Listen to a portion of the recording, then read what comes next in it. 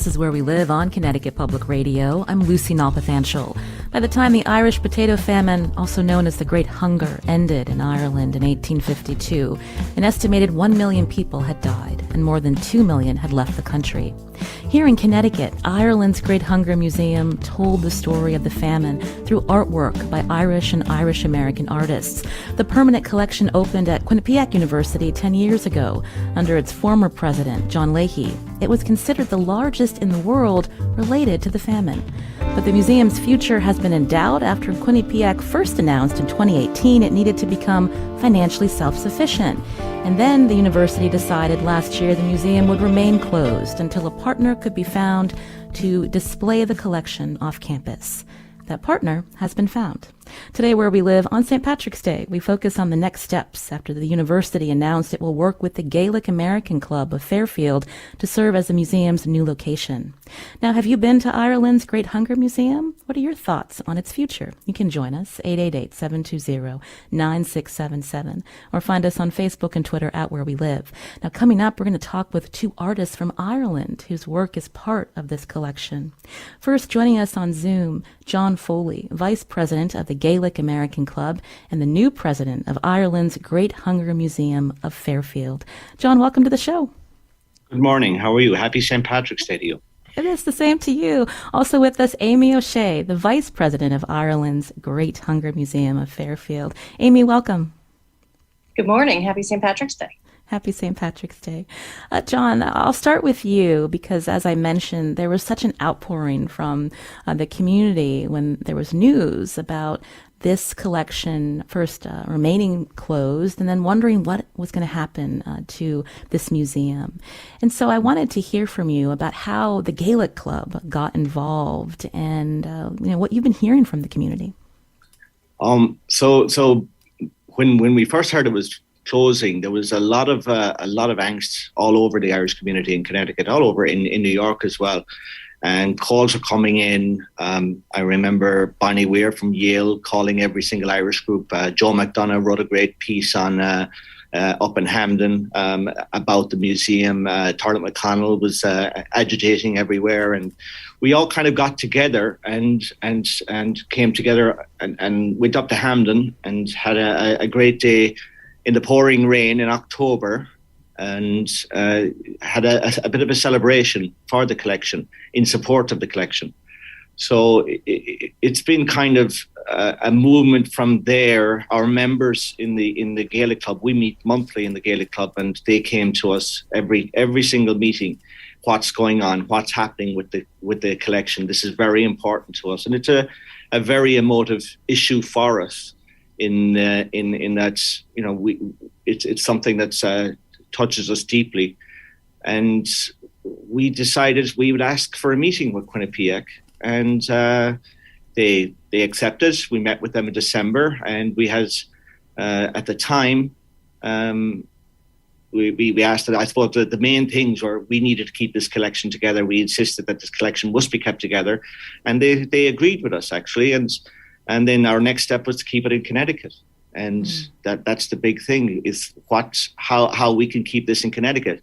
At the time, there wasn't any plans to keep it in Connecticut. And we asked for some time to maybe come up with something that we could that could make that happen.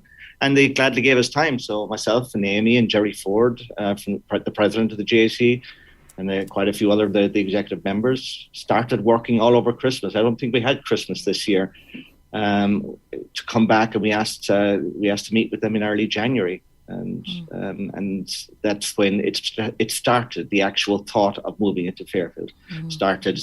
We had a meeting with them on January 5th, and and here we are now. Thankfully, before St. Patrick's Day, with the announcement that they're willing to work with us to keep the collection together and move to Fairfield. There's a lot of work involved, not only with negotiating, but now moving the full collection. We'll be talking about that coming up. But you mentioned you've been working on this for so long. No Christmas for you and others in the planning stages. This is deeply personal to you. Tell us why, John. I think the famine is something that we haven't fully dealt with as a people. Psychologically, I don't think we've fully dealt with it. I think even in school, growing up in Kerry, it was something that was touched on. There was we were taught heavily on Daniel O'Connell, and because of where I'm from, especially. But the famine was glossed over. I mean, it was taught, but I don't think the truth of it was really given to us. There's a fellow Carlake man of mine.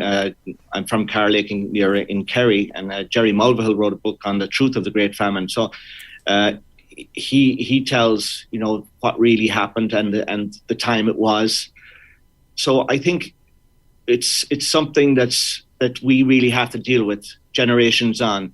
Dr. Keneally has spoken at the Gaelic Club, and she has so much knowledge on the things that happened and how it affects us still today, even in our DNA. That 7 years of malnutrition, it still affects us, and it may affect us for much longer.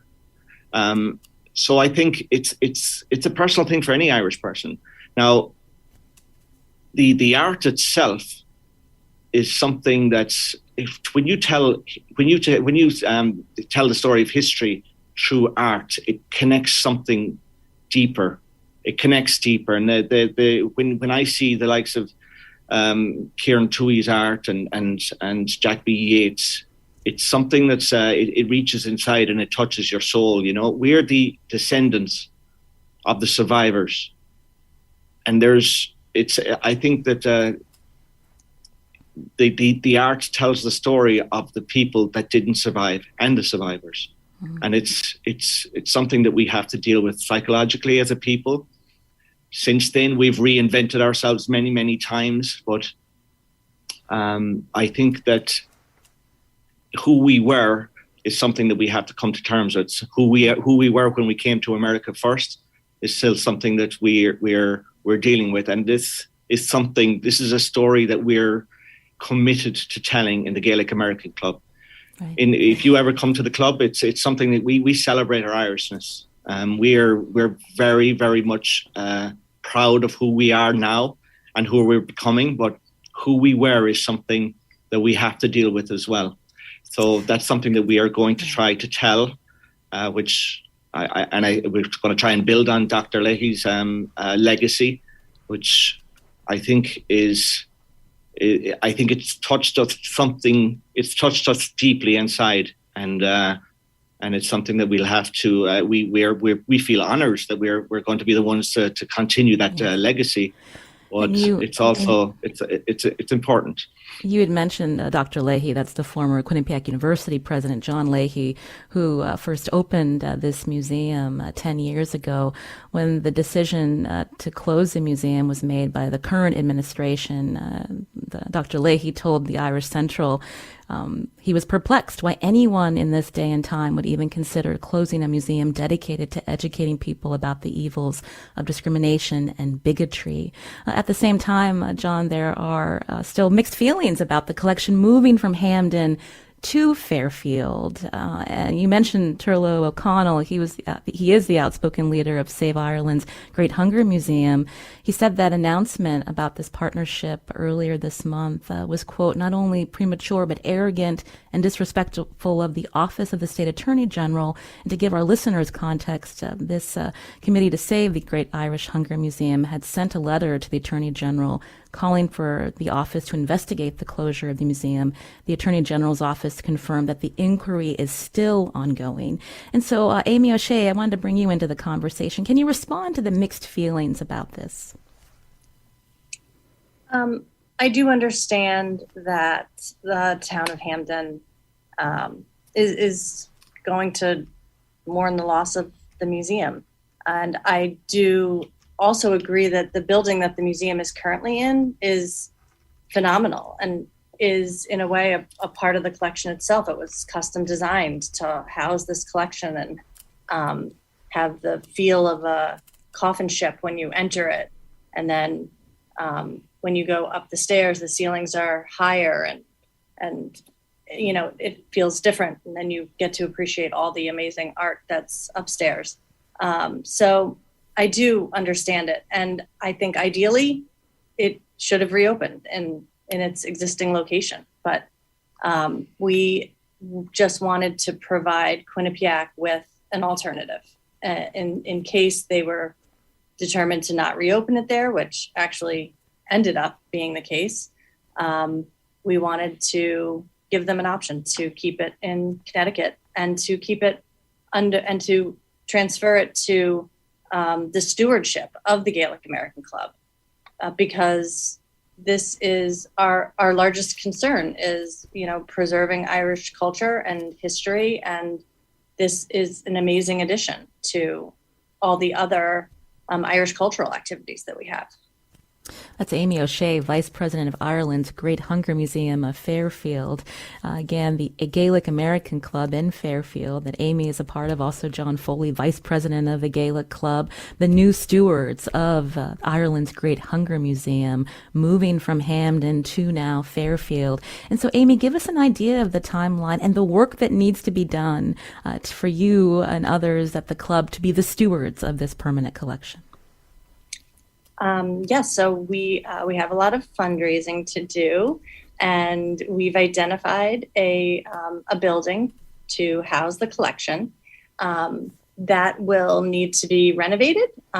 We intend to create a space that is custom designed for the collection, just like the building was in Hampden. And so we've been in discussions with a designer who is in the process of drawing plans for the new building. And so between the fundraising and construction, we're estimating that it will be, a year or two before the new museum is open. I had mentioned that there's still this inquiry from the State Attorney General's office. How does that impact the plans that are now underway to move the collection, Amy?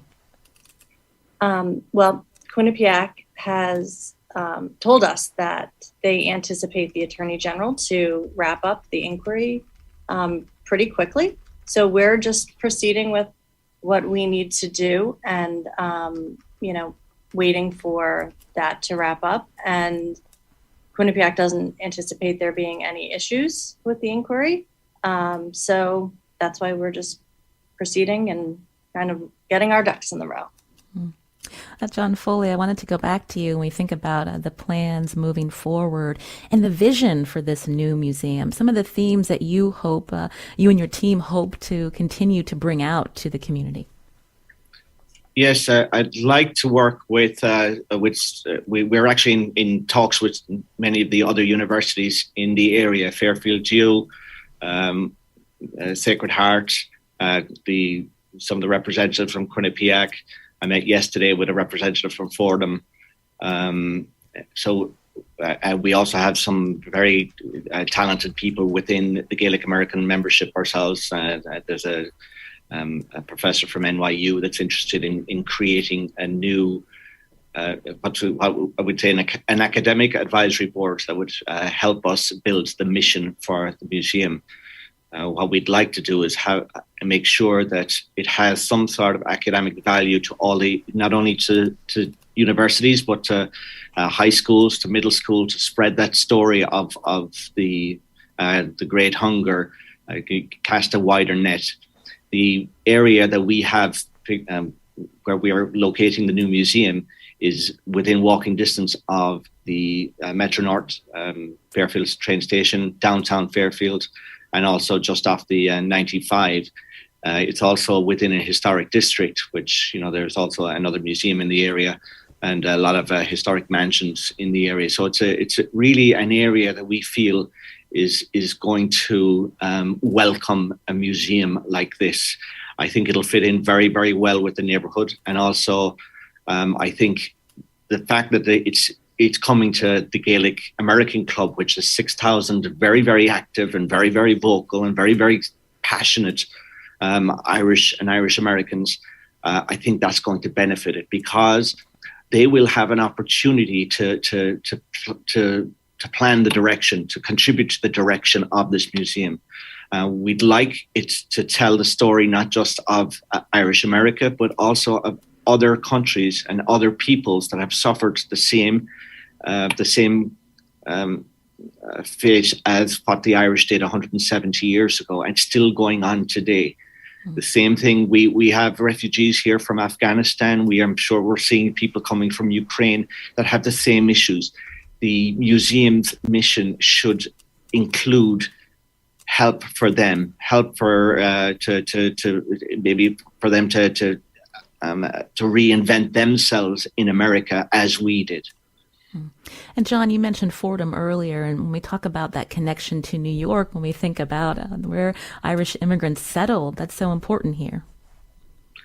Absolutely. I think this is not just Connecticut, New York. I'm sure Boston will have something to say about this as well. This is, there's many people here that don't understand why there's so many Irish in this neighborhood, and they are in the Northeast, and it's.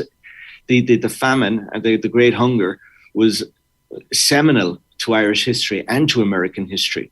And I think teaching the reasons why, it will help people understand just world events today. There's the Haitians crossing the Rio Grande. That was us once, It's the same thing that's happening. I think in the 1930s, it happened in Ukraine. How food was used as a weapon, and it's something that has to be taught, and it's so important. And I think that when we bring it to the central location in Fairfield, we will be able to stretch to cast a wider net as such, to teach more people what can happen when governments turn against their people. Amy O'Shea, when we think about how this museum has been closed to the public for at least 2 years now, I believe, at the start of the pandemic, and then the Quinnipiac University saying, I think was in August of last year, it was going to be permanently closed. A lot of people in the community are hurt by this because, while there are plans again through the Gaelic-American Club to move the permanent collection to Fairfield, all of this artwork is still housed in Hampden. And there are members of the community that want to see this museum remain open, while you're doing the fundraising and getting the building renovated down in Fairfield. How do you respond to that? And what would be the potential for that, if at all? I wish I could answer that question, but that would really need to be directed at Quinnipiac. Our focus right now is to build a new space for it.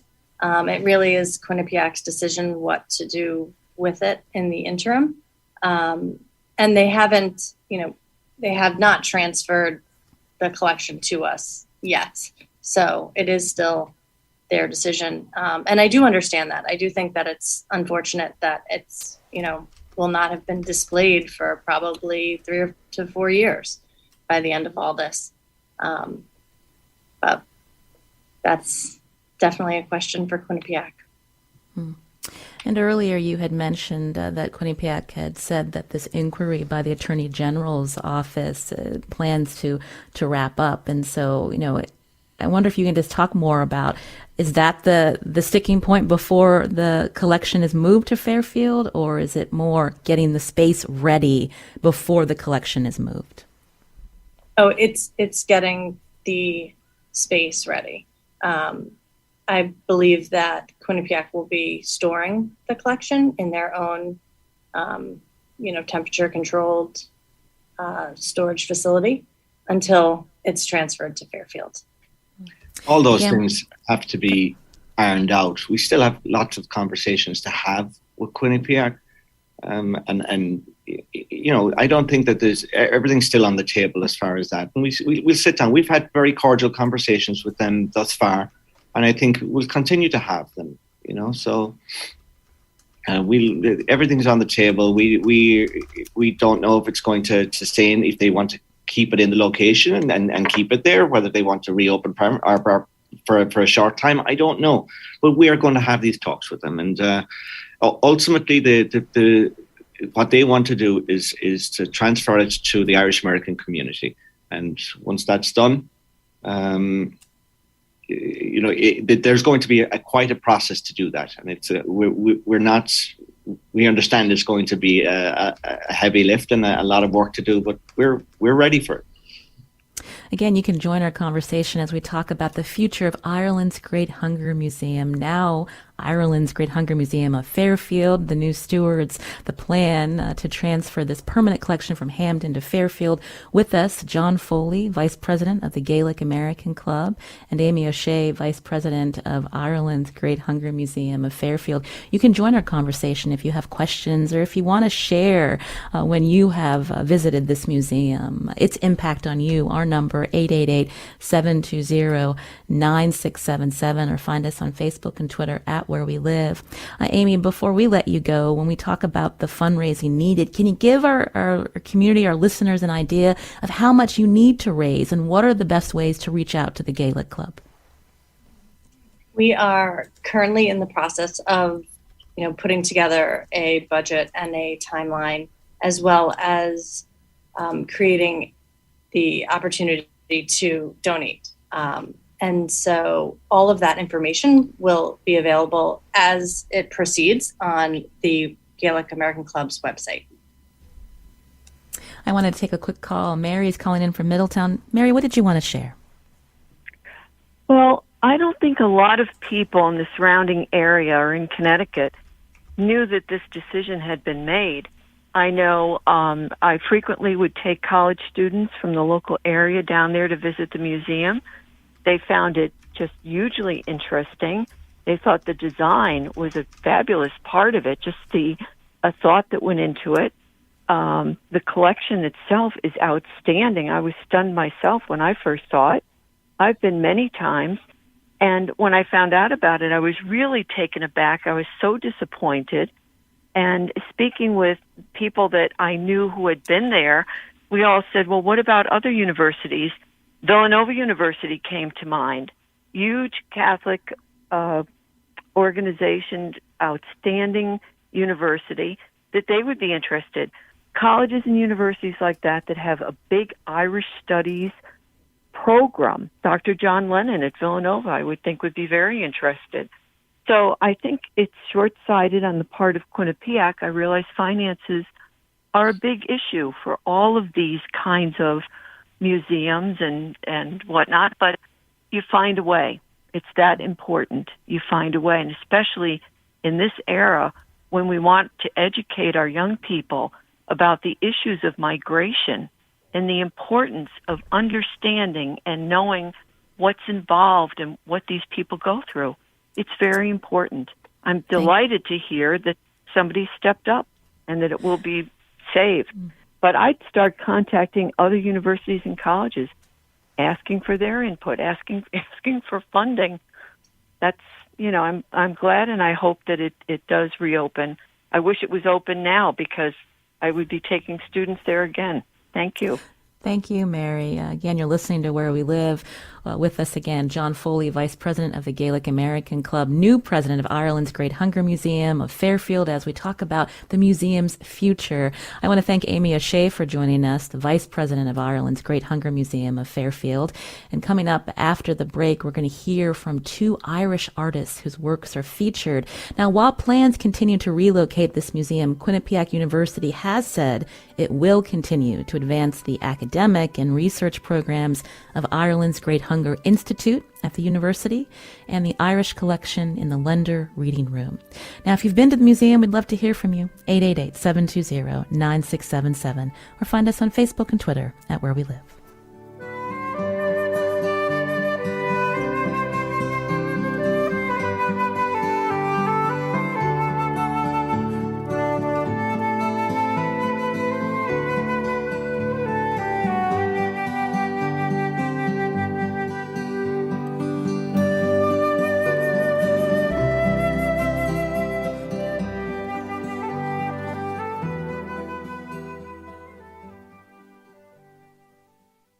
This is Where We Live on Connecticut Public Radio. I'm Lucy Nalpathanchel. A new home for Ireland's Great Hunger Museum is in the works after Quinnipiac University announced it has partnered with the Gaelic-American Club to relocate the museum's permanent collection off campus. The museum will reopen as Ireland's Great Hunger Museum of Fairfield. The projected reopening could take up to 2 years. The club has brought on the former executive director of the museum to advise the project. He joins us now, Ryan Mahoney, former executive director of Ireland's Great Hunger Museum in Hampden, who's now a volunteer advisor for this move to Fairfield. Ryan, welcome to our show. Thank you so much for having me today. You can hear the passion from the community that are calling in, but also from both John and Amy about why this isn't so important. And you were also part of this project for so long. And so can you tell our listeners more when we talk about the Great Hunger, the collection through the art that is at this museum? You know, what's there and why is it so special? Yes, and I think, Mary, your caller just summed it up perfectly. The artwork's fantastic when you first see it. It's classic artwork, but the artwork tells a story and it's powerful. So we're talking about deep subjects here. We're talking about hunger. We're talking about death, disease, refugees, immigration, government corruption, nationalism, xenophobia. These are topics that are hard enough for adults to have a conversation about, as we've seen, let alone second graders. What this artwork does is make a topic like this accessible to all ages. It inspires thought, provokes questions, it gets conversations started. I've never seen a collection that's so moving and has such power like this one, being able to do those things. It has a deep connection to the community, obviously. It has a deep connection to the people that founded it. It has a deep connection to all the people that have worked there and been a part of this process. Let's talk about some of the artwork, and you can see some of the images at our website, ctpublic.org/wherewelive. Let's talk about this sculpture by Margaret Chamberlain, The Leave Taking. Describe it for us. Yeah, so Margaret Chamberlain's piece is, it's incredibly moving, incredibly powerful. It's something that we used to use with our education groups all the time. It features 16 figures basically going up a ramp, leaving Ireland for essentially the last time. And we see old, young, we see healthy people, we see sick. We see people basically question what's going on. We see families being torn apart. And Margaret Chamberlain did something really interesting with this. She saw a strong link to the Holocaust, and she used photographs from those victims to study the effects of starvation and despair on the human body. But what she really went into was within herself, and she integrated this experience into each figure's persona. So she's been a mother, she's been a daughter, she's been a sister, a wife, a mother. How would each one of these individuals endure this suffering, endure this pain, this loss, for some, this humiliation? And she created the narrative based on those imagined experiences. And as a father, the one piece that gets me is seeing a young boy being ripped away from his mother, not knowing if they'll ever see each other again. The base is actually shaped in the form of a coffin, and it has the potato plant wrapping all around it. Right before the pandemic hit, we actually opened up a show at the United Nations with the permanent mission of Ireland to the UN, talking about how Ireland's past has an influence on its modern day policy. And this is one of the pieces that was featured in that show. It's incredibly moving to anyone that sees it. And it's just so full of rich narrative. We know that there are many Irish and Irish-American artists featured in this collection. One of them is joining us now from Ireland, Kieran Tuohey, an artist and sculptor based in County Galway in Ireland. Kieran, welcome and happy St. Patrick's Day to you. Thank you, Lucy. And hello to everybody that's there listening. I'd mentioned that you're a sculptor, so describe your work for our listeners and your feelings about being part of this collection here in Connecticut. Being part of that, it was a huge honor. I was blown away I was there for the opening of the museum 10 years ago, and I was blown away by the way we were treated. It's just unbelievable the way you seem to be much more thought of in America than here in Ireland. But it was a huge honor to me. and it's something I'll never forget. The reception that we got there.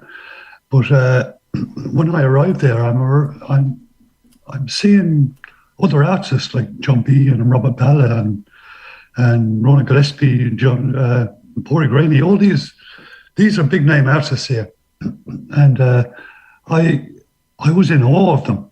These are my heroes, and I tend to stand at the back and not talk. So I didn't talk much during the time there, but I got to know them, and I've met quite a few of them since. But one gentleman, I met him recently, and he came over talking to me. I didn't think he'd recognize me, but it was he had there's a painting in Quinnipiac, and without knowing what the painting was at, to stand back and look at it, I could see the anger in it.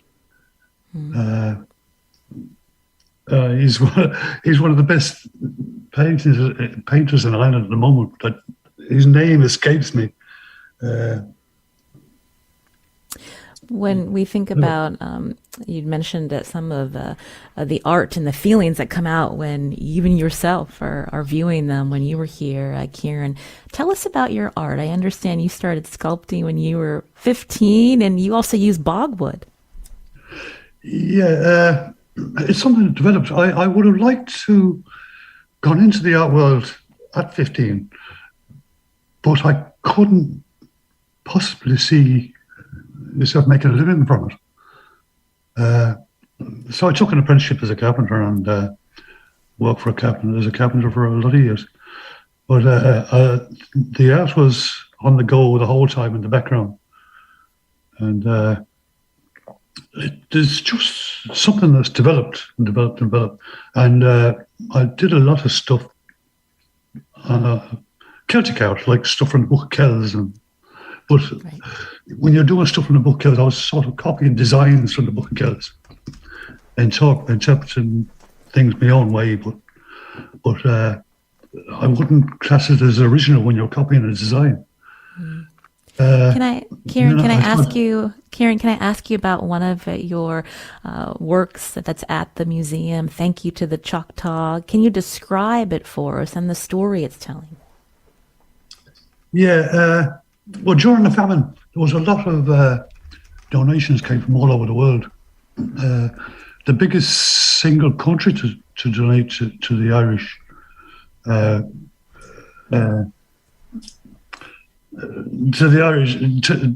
to Ireland at the time, to the people, came from America.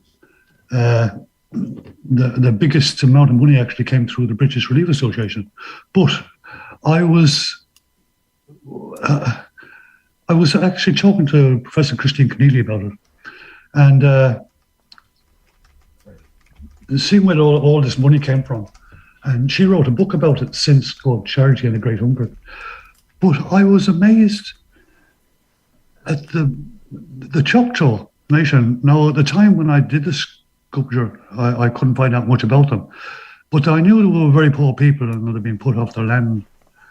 And I wonder, how the hell did they raise? There's different versions of it, but I think the concerted thing is they donated $170 to the Irish cause. And I thought, well, I wanted to thank people for the donations to Ireland at the time. So I just picked on the Choctaw to thank the Choctaw as a kind of a thank you to everybody. And it has the Choctaw camp or village at the bottom. And there's three arms coming from the village, which represents the Choctaw Nation reaching out across the Atlantic to Ireland, to the Irish. Now, around these arms, there's a kind of a mottled effect thing. It represents smoke from the fighters, the way they prayed to the gods through smoke. And it develops into hands that are supporting the Irish people. And that's basically what it's about. Yeah. To thank them.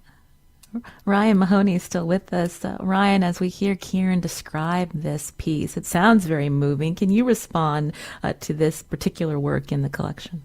Yeah, Kieran's work is definitely moving. This one, along with his piece "Surplus People," are two pieces that really make you sit down and think. But this piece, it tells that story of the Choctaw Nation basically raising $170 during the Great Hunger, when really they didn't have 2 pennies to rub together, and that equates to about $5,000 in today's world.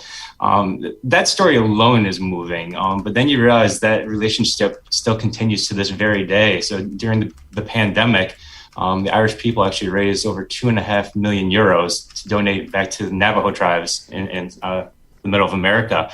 So it's still a relationship that goes on today. Kieran, I wanted to go back to you. It's so lovely to hear from you and for you to describe some of your pieces for us. We're also here talking about the future of the museum. You said it was a great honor to be included in this collection, and now, in Connecticut, we're talking about how it's moving to a different part of the state. As an artist, you and others signed on to a letter calling on Quinnipiac to, quote, reverse their policy of divestment and ultimately reopen Ireland's Great Hunger Museum. So I'm wondering what your thoughts are on its future. Well, from what I've been hearing, it's in good hands anyway. My concern at the time was it'd be put in a warehouse somewhere, or to be sent somewhere where nobody's going to see it, where it wouldn't be open to the public and the story wouldn't be told properly. I over here, when you're not sort of at the coalface. You don't know what's happening. Just what I'm picking up on Facebook and an odd conversation I have with people. And, I'm delighted that, and as credit to the people that have clubbed together to actually put this together.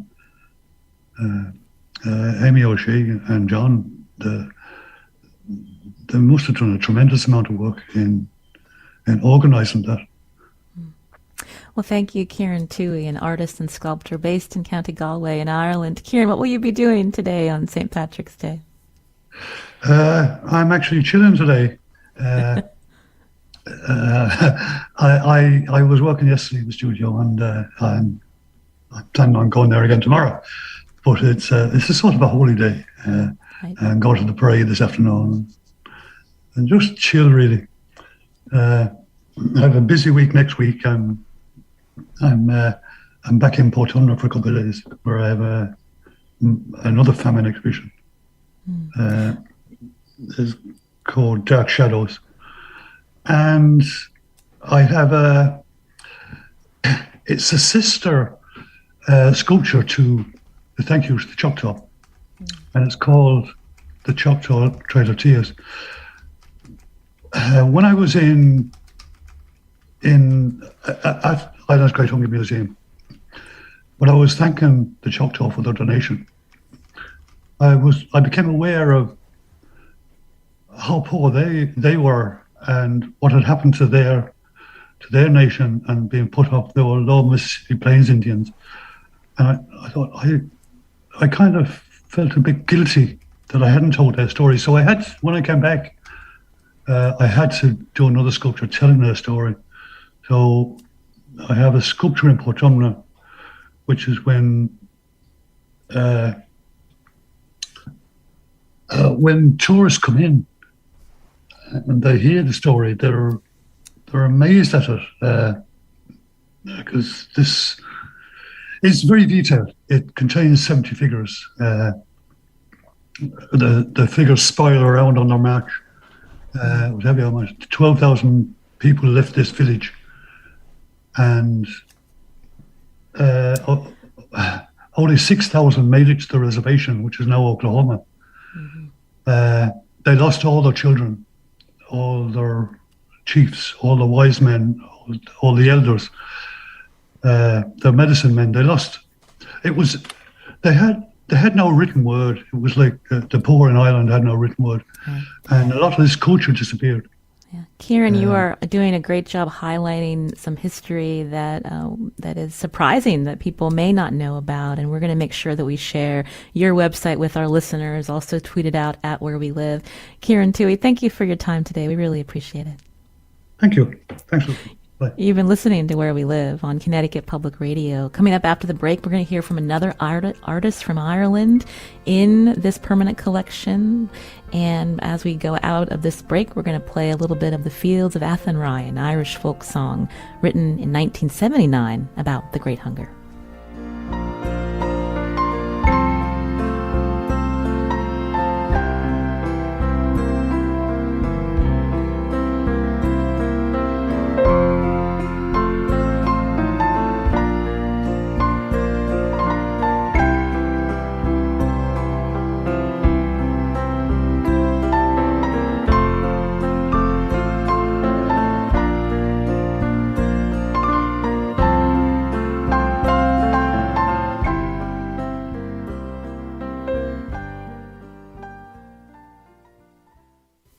This is Where We Live on Connecticut Public Radio. Today, on this St. Patrick's Day, we're focusing on plans to move Ireland's Great Hunger Museum from Hampden to Fairfield. Quinnipiac University partnering with the Gaelic-American Club in Fairfield to be the future location of the museum and its extensive collection. Ryan Mahoney is here. He's advising this move to Fairfield. He was the former executive director of Ireland's Great Hunger Museum in Hampden. He helped connect us with some of the Irish artists featured in this collection, including Tracy Sweeney, a visual artist based in County Mayo in Ireland, joining us now on Zoom. Tracy, welcome to the show. Hi, Lucy. Thank you for having me. Such beautiful, haunting work that you do, Tracy. Again, we have some images on our website, ctpublic.org/where we live, for our listeners who are curious about your art. So can you talk about your Fighting with Shadows series that was commissioned for this museum?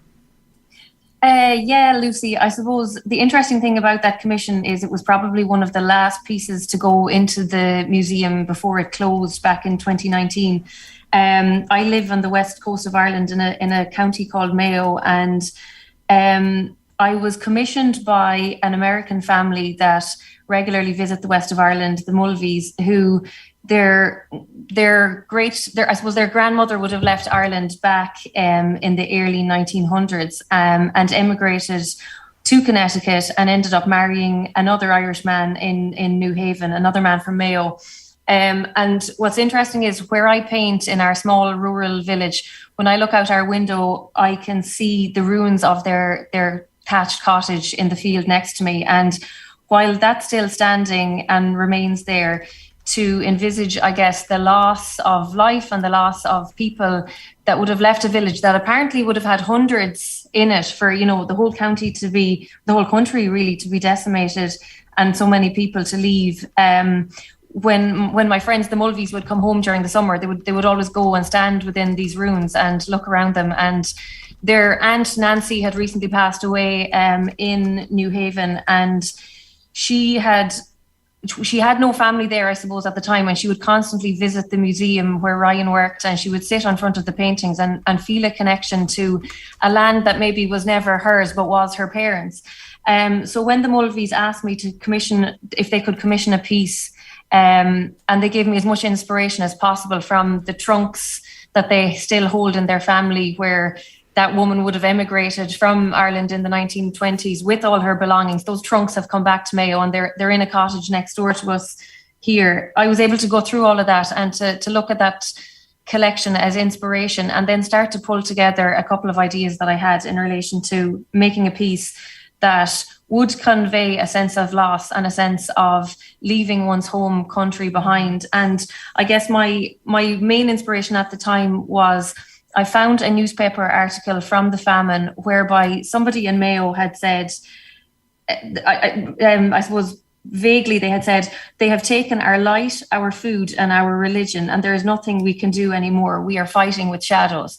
And to feel that sense of desperation, and how I as an artist could transfer that sense across into a visual piece of artwork, was a really lovely, lovely piece to come together. It took some time, but it was a beautiful thing to work on. Yes, in leaving, it's haunting and so stunning to look at. When I talked with Kieran earlier, he uses bogwood in his sculpture. I understand as a multimedia artist, you're using carpenter tools, not paintbrushes. Tell us a little bit about that. My background is actually in printmaking and fine art, and it's only in, I suppose, the last number of years that painting has become my mainstay, really, with my studio practice. Typically, I'm an abstract artist, and my works involve a lot of layers and scraping back and chiseling into a piece. There's a lot of graffiti and the remnants of somebody having been there before. They look like old walls or graffiti on a bridge, or a rusted boat frame with a lot of tarnish and varnish and that kind of a used surface. So it was very difficult to switch from being an abstract visual artist into being a more representational one in relation to how to transfer my idea across, but not using an abstract medium, using a more representational one. But it was quite a challenge. I thoroughly enjoyed it, though. If anything, my whole arts practice has changed since then, because I feel like I need to say more, and that maybe abstract is too easy, Mm. It's been lovely to hear from you and have you describe a little bit about your process. Tracy Sweeney, a visual artist based in County Mayo in Ireland. Before we run out of time, I wanted to go back to John Foley, who's vice president of the Gaelic-American Club in Fairfield, the new president of Ireland's Great Hunger Museum of Fairfield, the club becoming the new steward, this process expected to roll out over the next 2 years. John, earlier you mentioned that, this is deeply personal to you. As you hear from these artists and you think about how the community will respond when this museum does reopen, what do you want to leave our listeners with? I think, first of all, it's a tremendous responsibility that we've taken on here. It's not a gift as such. It's really Mary there, the lady that called in. She said, she's glad that somebody stepped up. I think it's not just the Gaelic-American Club that's stepping up. This is Irish America stepping up and saying, we are going to take on this collection. We're going to take these great artists, and we're very, very proud, very, very proud to showcase their work. And we will listen to them and let them tell the story of where we came from. I think we're getting the right team together. Ryan has been wonderful. He knows the collection inside out. I've had personal dealings with Kieran, who is the most wonderful man, not just a sculptor, but he's got a really great heart. And I can't wait to meet Tracy as well, because again, these artists they're giving they're giving of themselves to promote this, to tell this story. And it's something that we need to hear and we need to display. And this collection is so important for the Irish American community, the Irish and the Irish American community. We have to step up as one now, everybody as one, and say, this is our collection and this is our story, and we are going to display it. We are going to honor it. We're going to honor the people who survived and the people who didn't survive of this great travesty in our history. Well, John, we appreciate all the time that you've given us. And as you get close to reopening, we'd love to come down and get a tour. Thank you so much for your time today, John Foley. Thank you. You'll be welcome. And Ryan Mahoney was here. He's advising this move to Fairfield, the former executive director of Ireland's Great Hunger Museum. Ryan, thank you. Thank you so much. And let me just say a big thank you to John and Amy for leading this project. They've done a fantastic job of ensuring that this collection is safe for future generations. I'm Lucy Nalpathanchel. Today's show produced by Katie Pellico. Special thanks to Katie Tolarski. Our technical director is Kat Pastor. Happy St. Patrick's Day. Back with you tomorrow.